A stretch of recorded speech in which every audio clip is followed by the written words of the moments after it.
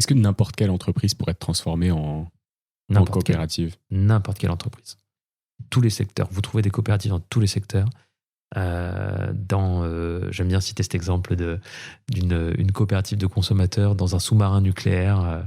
J'avais vu l'illustration. Formidable Cité de la Mer à Cherbourg, je recommande de visiter, qui n'est pas une coopérative à ma connaissance. Mais vous pouvez trouver une coopérative dans un sous-marin nucléaire, vous pouvez trouver une coopérative. Du coup, c'est les militaires qui s'approvisionnent c'est leur alimentation, c'est ça ? C'est pas leur alimentation, mais c'était leurs achats pour quand ils arrivaient à terre, des outils du confort du quotidien, au-delà de l'alimentation qui était fournie effectivement par l'armée, évidemment. Mais des petits plus, les jouets quand ils descendaient à terre pour offrir à leurs enfants, à leur famille, des choses comme ça. Voilà, plein de choses comme ça, des rasoirs. Bref, j'ai plus tous les exemples en tête, mais n'importe quelle forme d'entreprise peut être transformée en coopérative. Une association peut également devenir une coopérative si elle développe une activité marchande.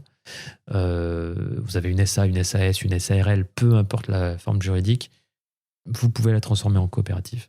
L'inverse, c'est pas vrai. Vous pouvez pas transformer n'importe quelle coopérative, une coopérative en n'importe quelle forme juridique. C'est possible, mais ça demande des décisions supplémentaires. Parce que ce sont des garde-fous pour éviter du coup une prise de pouvoir. Il n'y a pas d'OPA hostile sur des coopératives, par exemple. C'est pas possible. Il y a des règles qui font et des mécanismes qui font que c'est pas possible. Mais vous avez aujourd'hui une entreprise de maçonnerie, une entreprise un cabinet d'architecture. Ce serait qui mes sociétaires ? Ça, c'est une bonne question. Ça. Est-ce que ce sont les auditeurs qui deviennent les sociétaires et qui prennent des parts sociales ? C'est une bonne question, ça. Ceux qui écoutent The Big Shift, là, est-ce que vous avez envie de prendre des parts ? Ça pourrait être hyper intéressant, ça. Ça m'aiderait à aller chercher des sponsors. Absolument, ouais. Et puis développer les podcasts.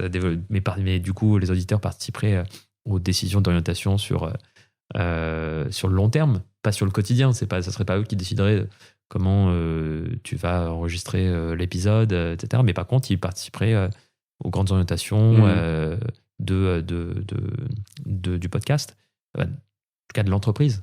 Il y a des journaux qui sont sous le format coopératif, des médias. Je pense à Blast, qui nous a rejoint notamment cette année au sein des Licornes. Je pense à il y a Cop Media, du coup, qui s'est lancé récemment, c'est ça ? Cop Media, exactement. Qui est une coopérative de différents médias qui sont lancés, donc avec Vers le Média, Blast, il y a Reporter. Basta, Le Vent se lève. Je ne veux pas dire de bêtises, je ne veux pas en citer qui ne serait pas dedans, donc... Et donc là, c'est un bon exemple de coopérative de personnes morales, du coup. Tout à fait. Et ce que je voulais dire sur les médias, c'est que, par ailleurs, on peut être un média coopératif. Ça reste les journalistes qui décident de la ligne éditoriale, en tout cas du contenu de leur production. Et ça n'empêche pas les auditeurs ou les lecteurs de ces médias d'être détenteurs des parts sociales, donc de défendre aussi les médias contre des rachats de milliardaires. Ce qui est une entrave, il faut le rappeler, à la démocratie, en fait, l'appropriation de l'information, qui est une des strates de la démocratie, par quelques oligarques. Ce n'est pas un modèle démocratique, c'est un modèle de mise en danger de la démocratie. Donc, on peut vraiment piloter toute forme d'activité économique avec une coopérative. C'est hyper inspirant. J'ai très envie de racheter du matériel pour la production du podcast, et peut-être qu'avec plusieurs sociétaires, ce sera plus simple que tout seul. Et ça pourrait être avec d'autres producteurs de podcasts que vous achetez du matériel en commun, que vous mettez en commun, selon la pertinence. Pas des micros parce que tu vas en avoir besoin tous les jours, mais d'autres types de matériel. Tout se résonne. Un studio, un local.